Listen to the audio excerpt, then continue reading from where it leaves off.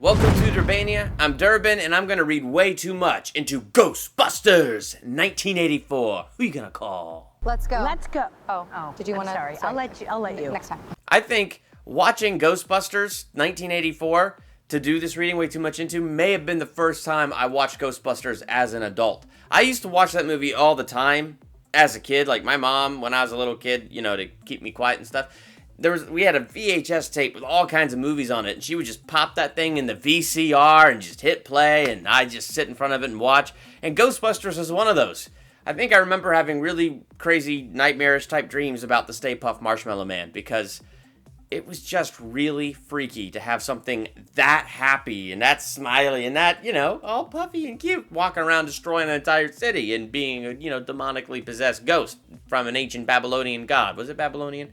That's beyond the point. The point is, it was creepy, it was weird, and I had weird dreams. So this was my first time watching it as an adult, and I'm really excited to see the brand new Ghostbusters coming out this week. I have kind of medium expectations for it because I haven't really liked the trailers. Even as a kid, I don't know. I was always more of a Ninja Turtles guy than a Ghostbuster guy. So Ghostbusters even back then wasn't my favorite. So even today, it's not my favorite. So that's why my expectations are kind of medium to low about this new Ghostbusters movie. I'm excited to see it. I'm excited to see what they're going to do with it. But I'm not super duper over the top excited. I'm looking forward to it, but I'm not jumping out of this chair let's go now! If I was going to read way too much into this movie, there's this one guy, Walter Peck. I think that's his name. But he was that health inspector guy, and so once the Ghostbusters were there, and they were all famous and all that, he was the guy who showed up and was, yelling at Bankman oh, you're gonna let me down there, you're gonna let me see how your operation works, because we have a right to know how you are impacting the environment. Now here's the part where it gets interesting to me. So this guy, Peck, was so small-minded, he just couldn't conceive of anything existing outside his world. So when you have these people who are experts in their field, who are famous for what they have done, who have caught actual ghosts, and in this movie universe, that's a documented thing.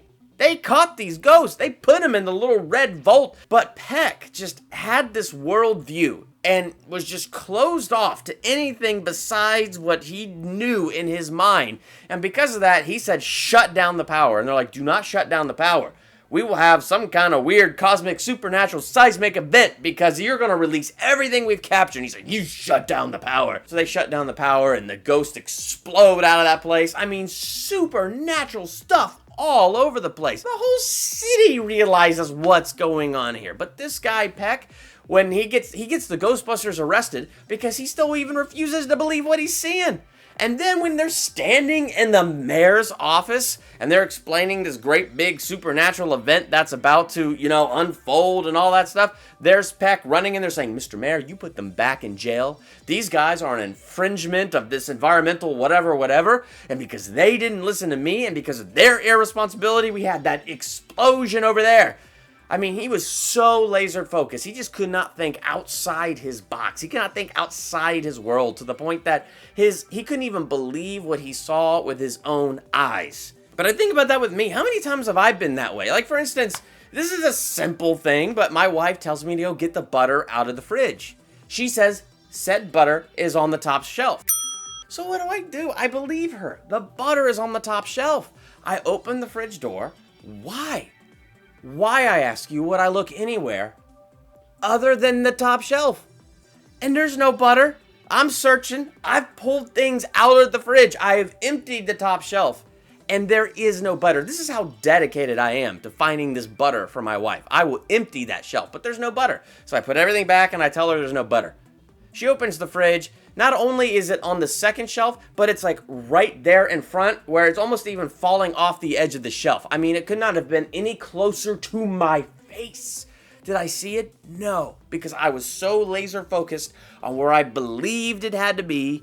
So that is only where my mind went, and that is only what I saw. And so I didn't see the butter that was staring me in the face. I was looking at an empty top shelf. I mean, we all get that way, don't we?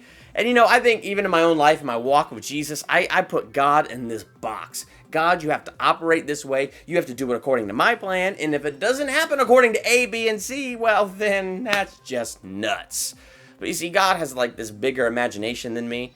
and he's got better plans than me. He's got better things going on than I do, and he knows better how to make things fall into place the way they should.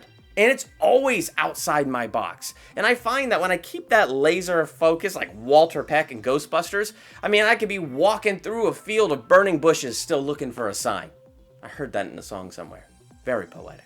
If you saw Ghostbusters, how many stars out of 5 would you give it? Be sure to let me know in the comments. And how excited are you to see that brand new Ghostbusters movie? Let me know in the comments. I'm Durbin. Thanks for checking out Durbania.